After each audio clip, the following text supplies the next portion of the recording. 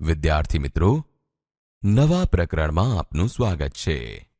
પ્રકરણ 12 નકશો બનાવીએ. પ્રથમ પ્રવૃત્તિ તરફ આગળ વધીએ. પ્રવૃત્તિ 1 વર્ગખંડની વસ્તુઓની યાદી તૈયાર કરી નકશો બનાવવો. વર્ણન: નીચે દર્શાવેલ હેતુની નોંધ કરો. હેતુ: વર્ગખંડની વસ્તુઓની યાદી બનાવવી. પદ્ધતિ: વર્ગખંડની વસ્તુઓની યાદી. શાળામાં આપણે વર્ગ પ્રમાણે વર્ગખંડમાં ભણતર મેળવીએ છીએ. વર્ગખંડમાં ઘણી બધી વસ્તુઓ જોવા મળે છે. આ બધી વસ્તુઓ ભણવા માટે ઉપયોગમાં લેવામાં આવે છે. દાખલા તરીકે પાટિયું, ખુરશી, ટેબલ, પાટલી, પંખા, ચાર્ટ જેવી વસ્તુઓ વર્ગખંડમાં જોવા મળે છે.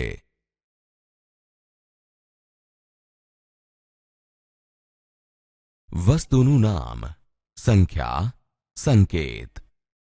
પાટિયું 1, ખુરશી 1, ટેબલ 1, ડસ્ટર 1, ચોક 3, પાટલી 15, ચાર્ટ 6, કબાટ 1, પંખા 4, સ્વિચબોર્ડ 2, ટ્યુબલાઇટ 5, કેલેન્ડર 1.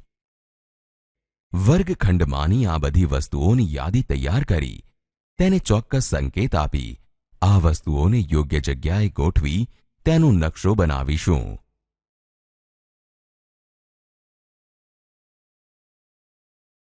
પાટિયું. સંકેત આ પ્રમાણે: ખુરશી, ટેબલ, ડસ્ટર, ચોક, પાટલી, ચાર્ટ,